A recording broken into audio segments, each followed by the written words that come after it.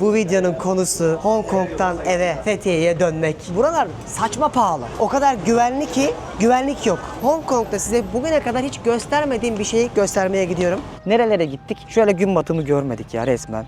Telefonunuzu burada şarj edebiliyorsunuz ve bedava da internet var. Sizlere ekranlarınızın başında iyi seyirler. Bize de artık dünya turumuzun son videosu olan Hong Kong'da keyifli bir gün. Akabinde de Fethiye'ye harika bir yolculuk olsun. Başlıyoruz.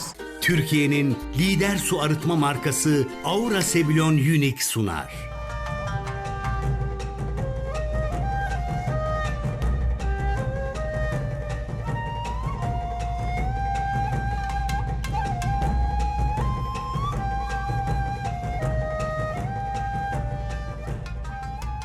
Hanımlar, beyler ve sevgili çocuklar. Ben Deniz Pehlivan. Dünya turumun artık son videosuna hoş geldiniz. Hong Kong'dayız. Sabah saatleri yüzüm çok mutlu, fark ettiniz. Çünkü artık evimize dönüyoruz, Türkiye'ye. Sağlıklı bir şekilde inşallah. Ama son gün hem bu yolculuğumuzu anlatacağım, hem Hong Kong'da eksik kalan yerleri göstereceğim. Hem de Fethiye'ye dönerken içimizden geçenleri sizlere paylaşıp bu 100 günde en beğendiklerimizi, en beğenmediklerimizi ve eğer bir gün olur da sizler buralara gelirseniz neleri yapmalısınız, bunlara kadar önerip bu videoyu kapatacağım. Bu yolculuk yaklaşık 11.000 kilometrelik bir seyahat olacak. Buralarda bu kalabalığın içinde bir anda sakin Fethiye'nin baharını yaşamaya gideceğiz inşallah. Ve en güzeli de böyle seyahatlerden sonra sağlıklı bir şekilde eve dönmek. Çünkü o kapıyı kapattığınız andan itibaren şöyle bir gözünüzü kaparsınız ve anılar canlanır. İnsan şunu hisseder: ben ne yaşadım ya? Gerçek miydi? O yüzden 115 ülke gezsek de, dünyanın dört bir yanına gitmeye çalışsak da insanın bence en mutlu olduğu yer yine evi. Yani bunu 36 yaşında artık söylemeye karar verdim. O yüzden arkadaşlar şu anda Hong Kong'da ana karadayız ve az sonra Hong Kong adasına denizin altından metro ile geçeceğiz. Bugün Instagram Bir Hayalin Peşinde hesabımda da birçok insan elektronik yerlerini, o lüks mahalleleri, Hong Kong'daki o birazcık da hani alışveriş kısmını da görmek istemiş. O yüzden bir de onu da göstereyim size. Bugünkü en azından Hong Kong'a gelirseniz bayağı size bir şey anlatmış olacağım bu 4. bölüm. O yüzden sizlere ekranlarınızın başında iyi seyirler. Bize de artık dünya turumuzun son videosu olan Hong Kong'da keyifli bir gün. Akabinde de Fethiye'ye harika bir yolculuk olsun. Başlıyoruz. Gezimiz Aura Sebilon su arıtma cihazlarının desteğiyle başlıyor. Herkese merhabalar. Nasılsınız? Keyifler yerinde mi? Biz canavar gibiyiz. Vallahi billahi var ya, hani şu heyecan ve mutluluk bir gezerken başlarda olur, bir de sonunda. Ortası biraz plan yapmayla, karmaşayla geçer çünkü genelde. Keyfimiz, enerjimiz yerinde. Burçin de artık bayağı yoruldu. Benim canım çıktı. Kaç video çektik Burçin biz 3 ayda ya? Hatırlamıyorum artık, o kadar sayısını yani hatırlayabilecek kadar değil. Geride şu an ne kadar video var onu da Sen bilmiyorum. Pakistan'ı hatırlıyor musun? Mesela biz Pakistan'dan geziye başladık. Evet, hatırlıyorum ama Ama hayal sanki şey yani böyle Bir sene önce mi? Bir sene öncesi gibi ya. Çok zaman geçmiş gibi hissettiriyor. Gerçekten zaman algısı insanın değişiyormuş evinde olmayınca, kendi yurdunda, memleketinde yemek yemeyince, kendi yatağında uyumayınca. Ama olsun, çok güzel deneyimdi. İnşallah biz de bugün hayırlısıyla evimize döneceğiz. İnşallah. Tabii sizleri de çok güzel şeyler bekliyor. Sürprizi bozma. Instagram'da bir biliyorsunuz ama burada daha duyurmadık. Neyse şimdi ana karadan Hong Kong adasına doğru yolculuğumuza başlayacağız. Yine metro ile gideceğiz. Şansımıza bugün artık son gün ama ne dedim geldiğimden beri, bu gezide Hong Kong'da hiç güneş görmeyeceğiz dedim ya. Bırakın güneşi, bulutu, dışarısı fırtına, yağmur. O yüzden montlarımızı da giydik. Biraz yağmurlu bir gün olacak. Bazı şeyleri gösteremesem de anlatacağım. Çünkü bu 3. 4. kez gelişim benim buraya. 3 aşağı 5 yukarı bildiğim için sizlere de rehber çıkartacağım. Bizde o iş. Yine tıklım alt geçitlerden metroya doğru gidiyoruz. Bugün hafta sonu, herkes böyle alışveriş noktalarına resmen akın edercesine koşturuyor. Yukarıda da yağmur var. Yine buradan biletimizi alacağız. Dediğim gibi biz burada 15 dakika bekledik. Meğer bunlar dokunmatikmiş. Bak. Mesela Central'a gideceğiz. Çalışıyormuş. Hiç böyle bir şey beklemiyorduk. İlk defa gördüğümü söylemiştim. Bunları anlatmıştım. Önceki bölümleri açıklamaya playlist olarak koyacağım. Bütün Hong Kong gezimi, 90 gün vize almadan gezebildiğimiz bu ülkeye nasıl gelirsin, nerede kalırsın, açıklamadan bakarsınız dostlar. Biletimizi alalım, karşıya geçelim. Yani ATM'leri mesela açıp para mara bir şeyler koyuyorlar muhtemelen. O kadar güvenli ki güvenlik yok. Bunu ilk defa gördüm. Şaka gibi. Zaten dünyanın en güvenli yerlerinden birisi. Sıkıyorsa bir şey yap. 8.000 tane kamera var şurada sadece. Burçin bugün çok kalabalık. Buraları aşarak geçmemiz lazım. Hadi gel. Soda. Al bu senin. Hadi gidiyoruz. Hiç bu kadar kalabalık değildi değil mi? Hafta sonu olduğu için bence böyle. Ha geldi. Koş koş koş. Kaçıyor. Binme binme binme. Neyse gelir bir daha. Aa yanlışmış ki diğer tarafmış gel. 下一站金鐘，乘客可以轉乘港島線往柴灣，或者轉乘將會打開。下一站金鐘，乘客可以換乘港島線前往柴灣，或是換乘 Sadece 2 durak gideceğiz. Bu konuda muhteşem bir ülke. Neredeyse her bir karışına metro ile vesaire gidebiliyorsunuz. Fiyatları da gayet iyi. Rahat bir şekilde ulaşabiliyorsun Hong Kong'da. Ya taksiye bile biniyoruz mesela. Onu da söyleyeyim, şehir içinde. Bir yerden bir yere gidiyorsun. 4 dolar. 4 Amerikan doları. Gayet iyi fiyatlar anlamında. Bu kadar pahalı bir ülke için gezmesi de çok kolay. Ulaşımı da çok kolay.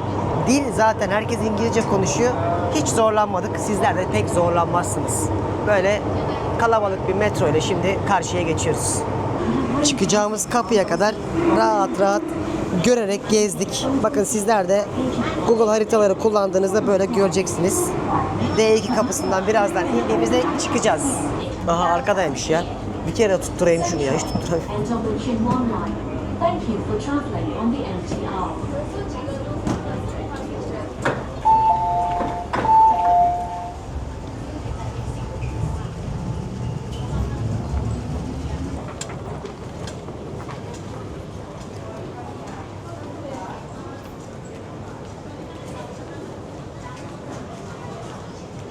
Metro sistemleri o kadar iyi ki Asya'nın zaten ilk en iyi metro şehirlerinden, metropollerinden birisiymiş burası. Günümüzde ise böyle iCenter diye noktalar yapmışlar. Burayı hiç göstermemiştim. İsterseniz bir şey araştıracaksanız direkt internete buradan bağlanıp işinizi görebiliyorsunuz. Telefonunuzu burada şarj edebiliyorsunuz ve bedavaya da internet var.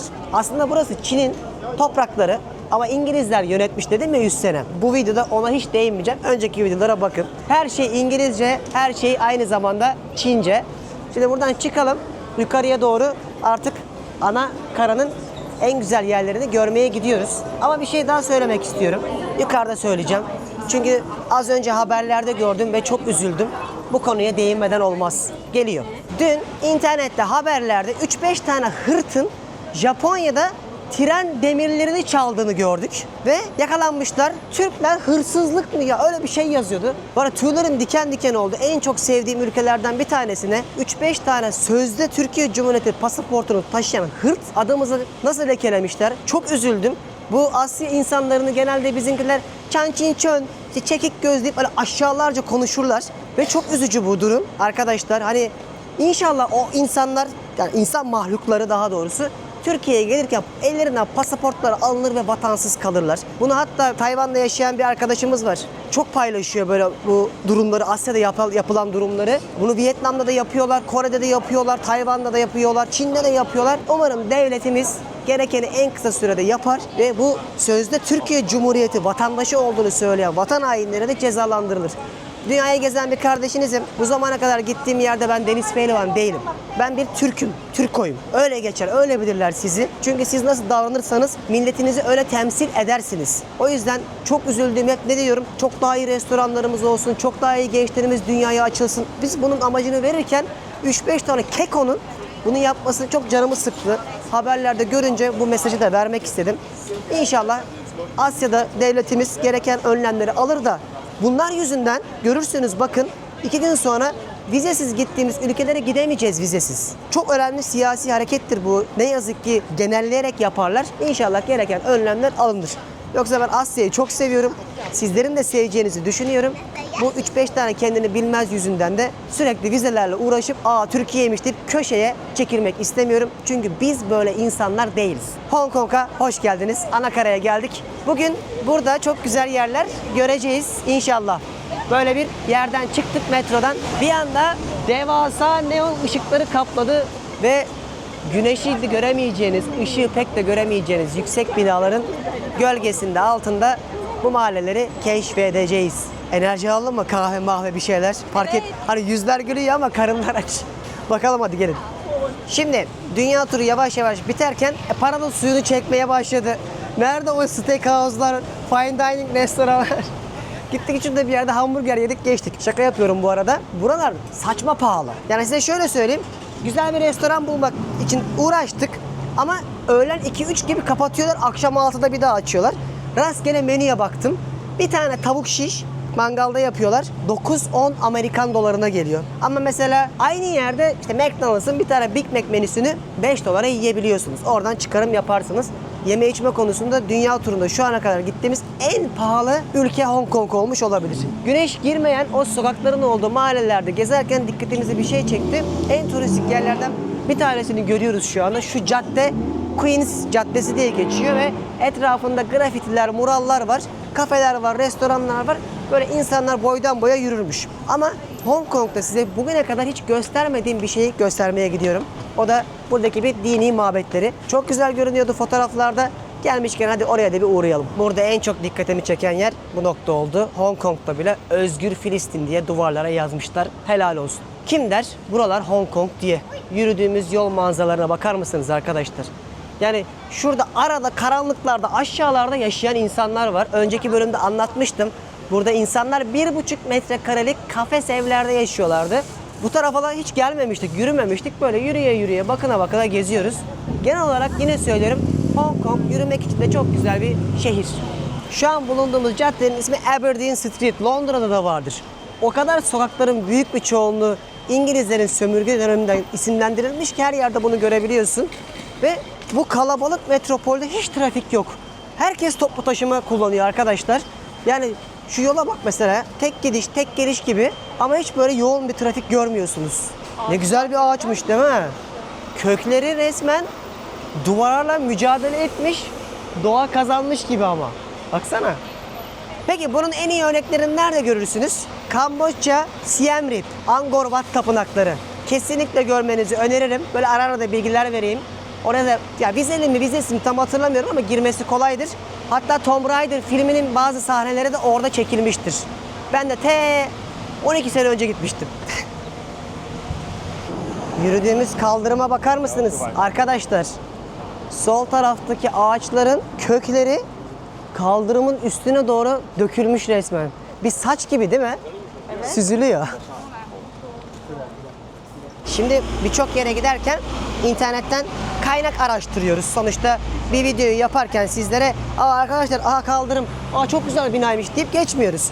Ben size 3 bölümde bu ülkenin tarihi, İngilizlerin neler yaptıklarını, nasıl Hong Kong'un Hong Kong olduğunu anlattım. Şimdi bir tapınağa giderken de ChatGPT'ye vesaire de çok başvuruyorum, bakıyorum. İlginç bir şey söyleyeyim sizlere. Çin'de, yani burası Çin toprakları aslında, ChatGPT'yi kontrol altında ulaşabiliyorsunuz. Mesela Wi-Fi'ye bağlanırsam, ChatGPT'ye girersem kullanıcı yani isim, kullanıcı bilgilerim olmadan erişemiyorum.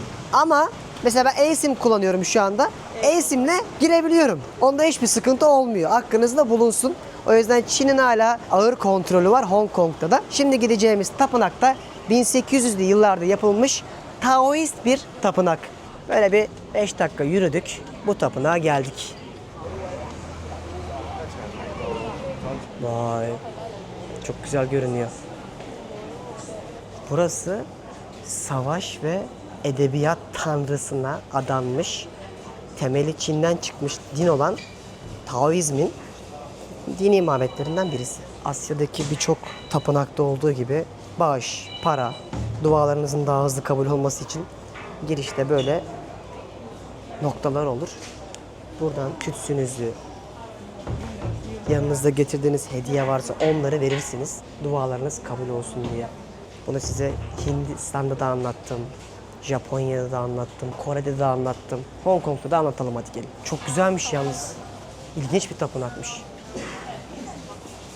Geyik Asya'daki birçok dini inanışta kutsaldır, değerlidir. Japonya'da da vardır. Adaklar. Genelde Çince olduğu için anlayamayız. O kadar detayını bilemem. Orası çok iyi. Gel gel gel gel. Çabuk gel. Ama gizli çek Burçin, bak yasak. Sadece izleyin.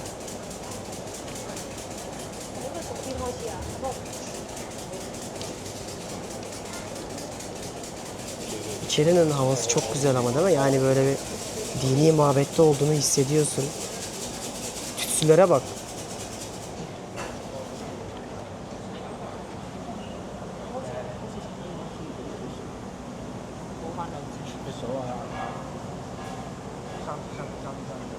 Ne inançlar var değil mi? Dünyanın dört bir yanında günün sonunda Hong Kong'da da olsan, yazılımın, finansın merkezi de olsan inanç bir şekilde insanların ruhani olarak en büyük ihtiyaçları. O yüzden onlar da bu şekilde ibadetlerini yapıyorlar.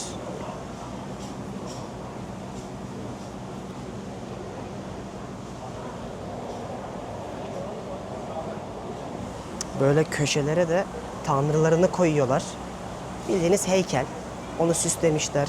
Önüne sunaklarını koymuşlar. Snickers bile var. Bir yandan da tütsüleri yakıp dualarının kabul olmasını istiyorlar.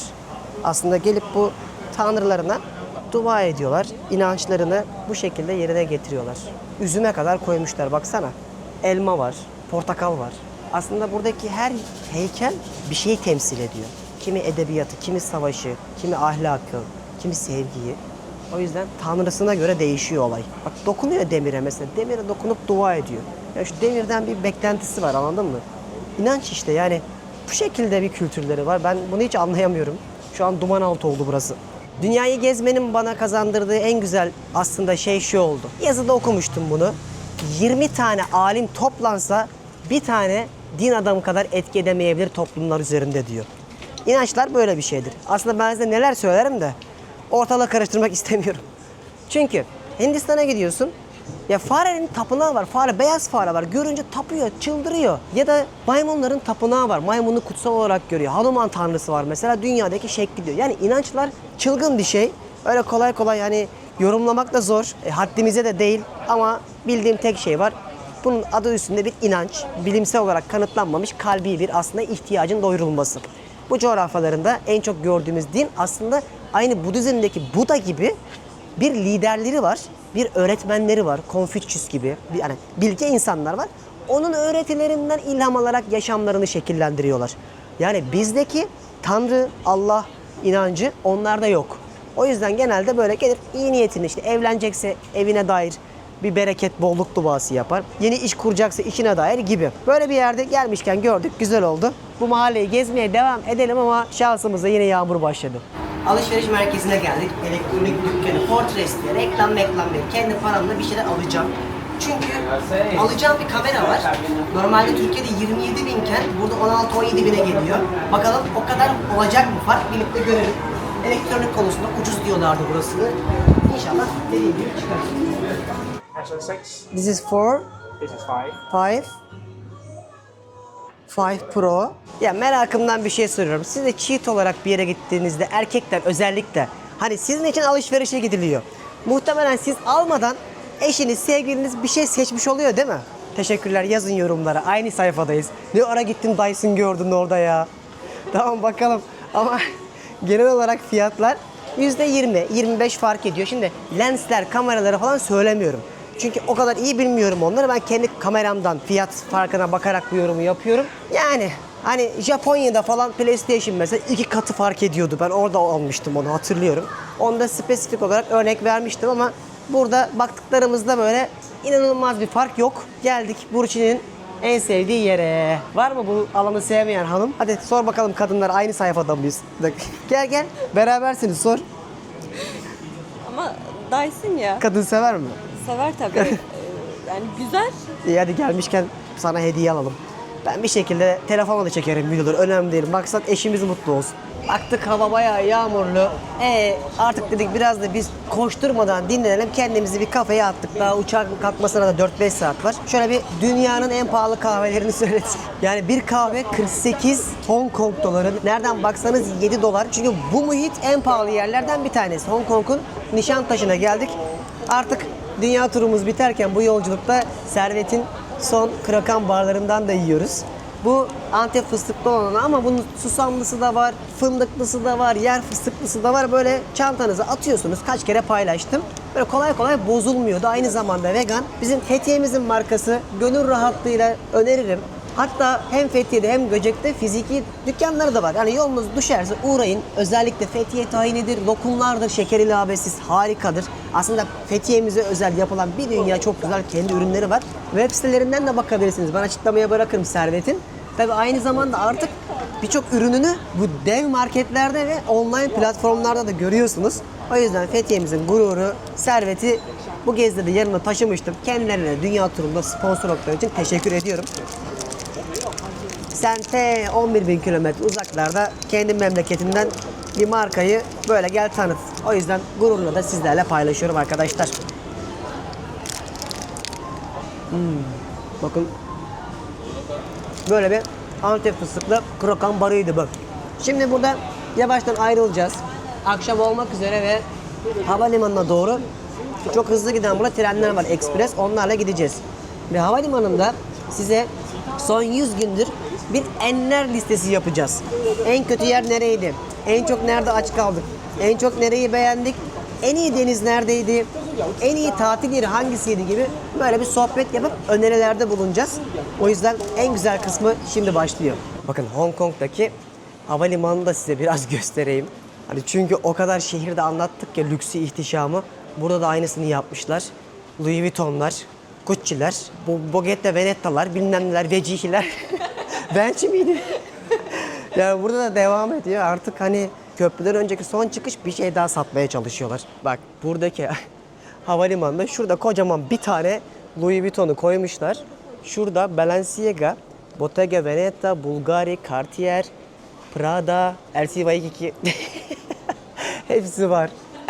LC2 ben ne alaka? O yüzden arkadaşlar hani aşkım ya sana işte Louis Vuitton'dan bir şey alamadım kusura bakma derse bir gün eşiniz sıkıntı yok ya ben gördüm Hong Kong havalimanında varmış oradan al dersin. Çılgıncaydı Hong Kong yani gerçekten zenginliğin son noktasıydı. Zenginin daha da zengin olup fakirin de canının çıktığı yerdi burası. Çok şey anlattım o videolarımı izlemenizi ve İngilizlerin o güneş batmayan diyarları nasıl kurduğunu aktardım. Oradan göreceksiniz. Şimdi uçağımız 5. kapıda. Oraya doğru gidiyoruz. Bilmiyorum şimdi bana uçakta bunu çektirir mi Türk Hava Yolları da olabildiğince yolculuğumda en azından koltuğumuzdan tecrübelerimi anlatacağım. Ve havalimanındayız arkadaşlar. Şöyle yarım saatlik yolculuk sonrasında havalimanına geldik. Uçağımızı bekliyoruz. Türk Hava Yolları ile uçacağız. Ben size bunu birçok kez anlattım. Milleriniz olduğu zaman mesela şu an çok zor bir dönem yaşıyor dünya. Dönüş bilet fiyatları 80 bin, 100 bin tek yönden başlıyordu. Ama ben Miles and Smiles programından bir dünya mil biriktirdiğim için hem çok uçunca hem kredi kartlarından harcadıkça oluyor. Reklam değil. Tamamen öneri. Tecrübelerime göre bu yorumumu yapıyorum. Birçok kere de anlattım sizlere. Bu şekilde mil biriktirip çok rahat, çok daha uyguna uçak bileti bulabiliyorsunuz. Eşiniz, sevgiliniz, ananız, babanız, arkadaşınız onlara da alabiliyorsunuz. Eğer milleriniz varsa. Şimdi her gittiğimiz turlarda size hep ne diyordum ben? Biz ne öğrendik size nasıl faydamız olur değil mi? Sonuçta videolarımda amacım balık tutmayı da öğretmek diyordum. Bu yolculuklarda Burçin de en azından bir hanım olarak yorumlarını yapacak bu sefer. 4-5 erkek olmayacağız. O yüzden bu videoda bir erkek bir kadın olarak yorumlarımızı dinleyeceksiniz. Pakistan'dan başlayan yolculuğumuzda dünyanın en kirli havalarının olduğu Lahore'dan gezimize başladık. Çok zor yerlerdi. Amacımız da oraya kadar gidip aslında Asya'ya geçmekti. Ve çok basit bir şekilde akabinde Malezya'ya geldik. Ama Malezya'da hani daha çok bir beklentimiz yoktu. Çünkü oradan sonra adaları görmek istiyorduk. Tayland'a gittik. Kolipye'ye gitmiştik. Orası çok güzeldi mesela. Orası çok güzeldi ama tek bir cadde olduğu için Küçüktü ama. çok küçüktü. Yani çok güzel ama yani bir yandan da insan belli bir süre sonra sıkılıyor. 3-5 günlük yerde. 5 gün bile Hiç fazla. fazla gelebilir. Ama sonra işte Koh Chang, Koh Tao gibi, yani Koh Kut gibi harika yerler gördük. Hele Koh Chang gez bitmiyordu. Ben Koh Chang'ı çok beğendim. Koh Chang çok güzeldi. Bence Kokut da çok güzeldi. Koh Samet de çok güzeldi. Ama aralarında tabii birisini seçmemiz gerekirse kesinlikle Koh Chang çok güzeldi ve daha gelişmişti Kokut ve Koh Samet'e göre. İmkanlar daha iyiydi, oteller daha iyiydi, fiyatlar daha düşüktü. Çünkü Koh Samet biraz daha izbeydi. Kokut'ta çok az otel vardı ama çok talep vardı. Fiyatlar afakiydi. Tayland'daki birçok adayı görmüş birisi olarak benim yorumum Koh Chang'ın ben yeşiline bayıldım. Ama Krabi hala favorilerimden. Tayland konusunda bunu söyleyebilirim. Pakistan'a tatile gideceğinizi düşünmüyoruz zaten. Malezya'da da Langkawi, Kuala Lumpur gemiyle. Evet, Bak Penang. Bak görüyor musun? Gittiğimiz yerleri Sırayla- unuttuk. Yıllar geçmiş gibi. Sırayla Kuala Lumpur'a gittik. Kuala Lumpur'dan yukarıya Highland'e çıktık. Yine Kuala Lumpur'du. Ardından Langkawi'ye gittik. Penang'a gittik. Yani Malezya'da böyle wow olacağınızı düşünmüyorum ama özellikle Kuala Lumpur çok uygundu. Fiyat olarak çok uygundu. O yüzden Temizdi. aynen. Hatta şu an savaş dönemi olduğu için biz bir bakmıştık aktarma için. O zaman fiyatlar 600-700 TL'ydi geceli. Çok şaşırmıştık. Çünkü talep azaldığı için fiyatları çok düşürmüşlerdi. Rezidansta kalabiliyordunuz. Sonra Brunei'ye geçtik. Orada benim 115. ülkemdi. Hiçbir beklentiniz olmasın. Asla tatil için gidilecek bir yer değil. Ben sadece bir listem olduğu için oraya doldurmaya gittik. Şeriatla yönetilen bir ülkeydi. Gezmek için çok fazla alternatif olan bir yer değil. Tamamen biz yönetim sistemini anlamaya ve o ülkeye ayak basmaya ulaşmıştık. Sonra Vietnam'a geçtik. Evet, oruç döneminde gittik Brunei'ye. Brunei'de bence yani tamam tabii ki herkes elhamdülillah Müslümanız ama yani o esnada el vermeyebilir ki biz zaten yolculukta olduğumuz için oruç tutamıyorduk. Ki ben oruç da tutamayabilirdim bir kadın olarak ama Hiçbir şey alamıyorsunuz. Yasak. alamıyoruz. Gün boyu aç kaldık. Herkes size saat 6'yı bekleyin demesi. Yani bunu bir eleştiri olarak yani birçok kişi muhtemelen beni eleştirecek şimdi ama Turizm yani için çok zordu. turizm amaçlı hem zor hem de gerçekten ben çok ağır bir hasta bir insan da olabilirdim. Hasta olunca da bir şey yapmıyorlar. Yani hastayım Fark deseniz de etmiyor. vermiyorlar. Yani bu konuda bence gaddarcaydı. Yani bu konuda yani kim ne derse desin Yaşayan bilir. yaşayan bilir. O yüzden Hiçbir alternatifiniz yok. Hani şöyle yapabilirler mesela eskiden Arap ülkelerinde yapıyorlardı. Bir mekana gidiyordunuz. Kapının önünü bir bezle kapatıyorlardı. Turistseniz içeride yemek yiyebiliyordunuz. Mesela eski Dubai bile öyleydi. Ama burada onu bile yapamadık. Yani bir yer hariç onda da zorla bir sandviç alabilmiştik. yok sandviç Kahvaltı değil mıydı? sadece kahve verdiler bize. O kadar. Tabii yani anlıyorum.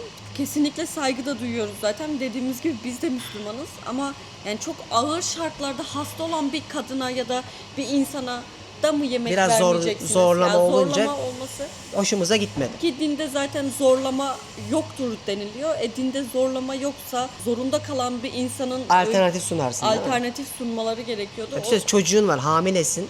Yurt dışından Brunei'ye geldin. Ne yiyeceksin mesela? Yiyemeyecek mi? Besleyemeyecek mi çocuğunu? Buradan empati yapın. İnsanların dinlerine saygımız, inançlarına saygımız sonsuz. Ama alternatif sunup zorlamadan bunu daha elverişli yapabilirsen ne ala. O Vietnam en iyisiydi. Brunei sınıfta kaldı. Brunei'ye bir daha asla ben de gitmem. Vietnam benim favori yeşil ülkemdi.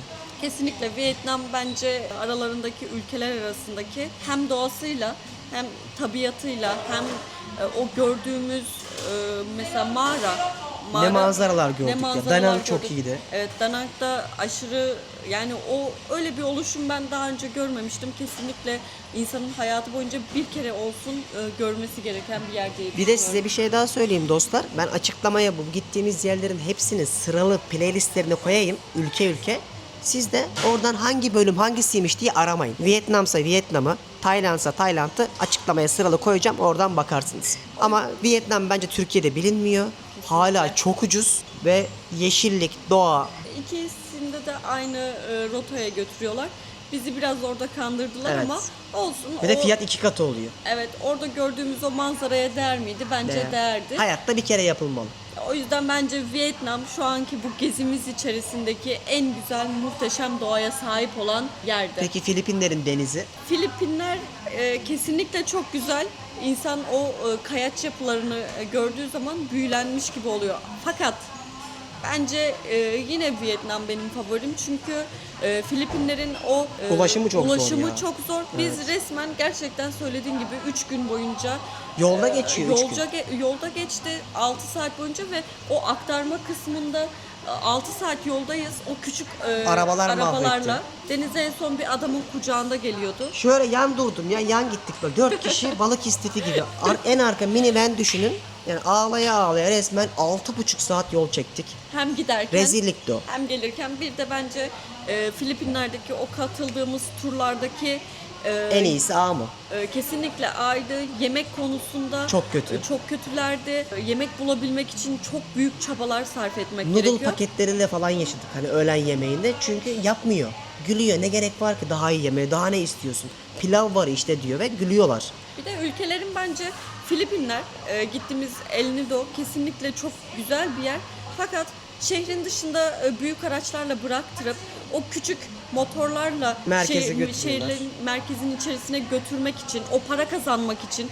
Yani bence Turizm olmamış daha orada. Daha var. yani o yollar yani belki en gelişmemiş, yani Türkiye'deki en gelişmemiş yerde bile öyle yol yoktur ki oraya binlerce, milyonlarca turist geliyor. Yani Ya sırf çok anlayışsızlar ya. o Yani parayı o konuda soymak amaçlı dışarıya o büyük arabalarla park ettirip sonra o siz hadi motorlarla gidin demeleri hoş değil. hiç hoş değil kesinlikle. Bu Filipinlerin negatif kısmı ama bence deniz, o mavilik, o dağların oluşumu için muhteşem. Yine söylüyorum, gidebiliyorsanız El Nido'ya Manila'dan olan uçakla direkt uçun. Bu çok büyük kolaylık olur. Öyle olsaydı yani kesinlikle Tadından yenmezdi. tadından yenmezdi. Müthiş olurdu ama öyle olmadığı için ve yani biraz zorluk çektiğimiz için böyle söylüyoruz ama kesinlikle Filipinler'de doğa açısından Harikaydı bir ya. Vietnam kadar yine ne olursa olsun etmez Ama diyeceğim. denizi Denizi ve kayak yapısı kesinlikle muhteşemdi. ama o rezilliğe hazır olun. ana- Bizce Filipinlerin artısı eksisi bu. Hong Kong bence herkesin Güneydoğu Asya'ya gelmişken uçak biletleri de çok uygun ve kolay oluyor. Mutlaka uğramanız gereken bir yer. Çin, Japonya, Avrupa karışımı. Hepsinden azar azar. böyle gökdelenler hiçbir yerde görmedim. Akşamı Singapur'da falan da yok mesela. Singapur'a da gittik biz. Evet, Onu Singapur. unutmuştuk bak. Ya nasıl unutuyor insan, görüyor musun? Evet, Singapur'a da gittik ama kesinlikle Hong Kong'un o atmosferi, özellikle rooftop'a çıkıp o manzarayı izlediğinde Başka gezegen, film sahnesi, değil mi? 2050 yılında gibi hissediyor insan. O yüzden Hong Kong'da şehirleşme açısından kesinlikle bir numara şehirleşme açısından ama. Peki benim favorim, 115 ülkeye gittik. Burçin de bir artık 15-20 tane gördü. Evet. Ben kendi favorimi söyleyeyim mi? Fethiye. Hala fikrim değişmedi. Memleketim Fethiye yani. Ki Fethiye'ye döneceğim için çok mutluyum şu anda. Şu anda bana da sorsalar muhtemelen illa ne demişler? Bülbülü altın kafese koymuşlar. İlla memleketim demiş. Ama bizim memleket de çok iyi be kardeşim. Yani hani mavisini mi, yeşilini mi, dağını mı, yaylasını mı, yani o kadar ben dünyayı gezdikçe Fethiye'ye daha aşık oldum Bu arkadaşlar. arada ben de Fethiye'liyim Burçin de arkadaşlar. Fethiye. Evet. Goda goca yörük. Bayağı soruyorlar nerelisin diye mesaj geliyor. Ben de has ve has Fethiye'liyim. Yerlisiyim. Aramızda sadece 500 metre varmış. Ben dünyada 9 tur attıktan sonra Burçin'i buldum. Biraz öyle oldu. Anlayacağınız bu yolculuğumuzda hani sizlere bu özeti geçelim ki sonuçta tecrübe edilmiş deneyimler en güzel insanlara aktarabileceğimiz katma değerli rehberler olacaktır diye düşündük. Yer gezen çok izlenme gibi bir kaygımız yok bizim. Biliyorsunuz ben yıllardır bunu söylüyorum. Az olsun, öz olsun dünyayı gezmek isteyip bizi rehberlerimizden dolayı takip etsin dediğim kitle benim hedef kitlemdi. İnşallah sizlere de bu yaklaşık hazırladığım 30 oldu. 30-40 tane video yaptık değil mi? Yaptık. Yapmışızdır. Video çok emek verdik. İşinize de yaramıştır. Bizim de işimiz bu. Biz de buradan para kazanıyoruz. Daha çok gezeceğiz ki daha çok anlatacağız. İşin özü bu. Ama bu çocuklar artık yoruldu. Bir tarhana çorbası, bir zeytin, bir peynir, azıcık da biz yiyelim. Siz çok yediniz.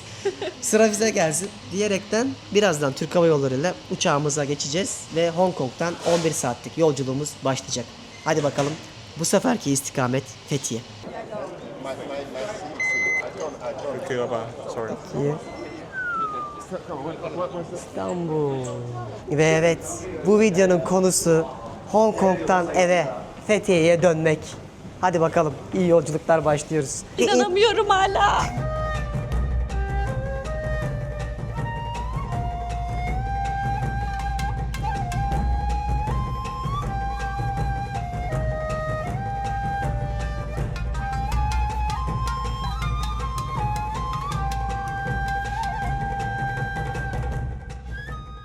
İşte artık memleketimiz Fethiye'deyiz. Günlerce yollarda olduktan sonra bu uzun Hong Kong uçuşundan sonra insan evini, yurdunu, dilini, yemeklerini özlemiyor değil. Ve biz de o kadar güzel bir yerdeyiz ki şu anda size birazcık böyle hızlıca hani demiştim ya, özellikle yazın Fethiye'ye gelecekseniz buralarda olduğumuz için öneriler vereceğim diye en güzel yerinden başlayarak güzellikleri göstereceğim. Hadi gelin birazcık da Fethiye'nin artık bu Hong Kong videosunda keyfini çıkaralım. Ya bakar mısınız arkadaşlar şuranın güzelliğine? Burası bizim Fethiye'deki Şehit Fethi Bey Parkımız. 10 küsür kilometre bu körfezin içerisindeki kıyı bölgesinde koşabiliyorsunuz, bisiklete biniyorsunuz. Fethiye'mizin bence en özel yerlerinden bir tanesi aslında burası. Çünkü devasa bir alanda çok büyük bir halk için yapılmış parkın içerisindeyiz şu anda. Çok özlemişiz buraları. Sakinliğini, insanların tatlılığını, Akdeniz havasını ama yine her zamanki gibi en büyük şey ne? Yemeklerini. Bak şimdi kordonumuzu gösterip size Fethiye bölgesini böyle bir körfezden tanıtacağım. Bak şimdi Fethiye'nin parkın olduğu yerden bir hemen hızlandırılmış anlatayım. Dağımı görüyorsunuz arka tarafta. Baba Dağı, dünyanın en iyi paraşütle atlanacak noktası. Şu tarafı merkezi, Likyalıların antik kentlerini, mezarlarını görebileceğimiz yer. Koylar bu tarafta ve en güzel gün batımını izleyeceğiniz yerde çalış bölgesi şu tarafta. Şu dağları gördüğünüz yerde Dalaman oluyor. Oradan işte havalimanı var. Fethiye'ye 45 dakika, 1 saatte gelebiliyorsunuz. Şimdi bir sonraki günlerde size özel bir bölüm yapacağım. Orada daha detaylı anlatacağız. Ama kameranın arkasındaki bir arkadaşımızın da artık sizlerin de sevdiği yorumlarını almak istiyorum. Gel bakalım Burçin. De gidi koca yörükler Fethiye'ye geldiyse yakında koşturmalı günler de bizi bekliyor. O yüzden hani tatilden dönmüş olsak, yollardan dönmüş olsak da ikimizin de aslında telaşesinin olduğu büyük bir etkinliğimiz olacak pek yakında. Ne düşünüyorsunuz Fethiye'miz hakkında? Kesinlikle Fethiye bence en başta kültürüyle öne çıkan bir memleket. Çünkü buraya gelince insanlar anlıyor. Hatta gitmek istemiyorlar. Çünkü Fethiye'mizin insanı gerçekten çok yardımseverdir, misafirperverdir. Tabii yemeklerini bahsetmiyorum. Çünkü herkesin damak tadı zevki farklı. Ama ben bu yörenin yemeklerini de çok seviyorum ki yurt dışında uzun bir süreden sonra artık çok açız. Kendi kültürümüzün yemeklerini yemeyi özledik. Gelir gelmez de yemeğe koştuk. O yüzden Fethiye'nin doğası, Denizi. insanları, denizi hepsi mükemmel. İnşallah bir gün Fethiye'ye gelirsiniz ve bu güzellikleri görürsünüz. İnşallah. Ve özellikle buranın bakın uyarıyorum Temmuz, Ağustos'u felaket yanar. Çok sıcaktır. Ona göre plan yapın. Kalabalığı da göz önüne alarak ve Fethiye'ye gelecekseniz benim blogdaki yazılarımı da okuyun. Tek tek yeme içmesinden gezilecek yerlerine kadar anlattım. Biz burada daha çok şu anda bu tatil gibi kısmını, keyfini, sakinliğini sürüyoruz. Böyle parklarda, bahçelerde, kordonlarda siz geldiğinizde birazcık daha yoğun dönemle karşılaşabilirsiniz. Artık bu videoyu kapatıyorum. Ta 10.000 kilometre öteden geldik. Bu arada Türk Hava Yolları ekibinin bazılarında çok sıkıntı yaşadık uçakta. Hani bunu söylemek zorundayım. Türk Hava Yolları gerçekten her sene kalitesini bozan bir havayolu şirketi. Yemesinden, içmesinden ve her sene de daha da pahalanan bir şirket. Yani şu iç hatlarda bir uçak biletleri fiyatlarına baktık. Geçen İstanbul'da kaç paraydı? 4.000 lira mı 5.000? 4-5 bin lira. Ayıp ya. Gerçekten ayıp. Hani bu konuda da iğneyi de çuvaldızı da batırmak istiyorum. Hayır, Yani oradaki problem bence şuydu. Tabii ki kimseyi çekmemek gerekiyor. zaten insanları çekmedik ama bir kadının bir üslubu vardı çalışanın. Hani sadece biz ikimizi çektik ve arkada hiç kimse de gözükmüyordu. Ama ona rağmen öyle bir emir vererek konuştu ki. Çok hani ben terbiyesiz bir çok hanım, korktum yani açıkçası. çok sinir bozucu bir hanımefendi vardı. O yüzden bu yorumumu da yapıyorum. Ne zaman size bir yere gitsem doğruya doğru, yanlışa yanlış. Ama bir havayolu şirketi her geçen sene kötüye gidemez kalite olarak. Ve bu kadar pahalı olmasına rağmen. İzlediğiniz için teşekkürler. Gurbet ellerden 100 gün sonra memleketimize döndük.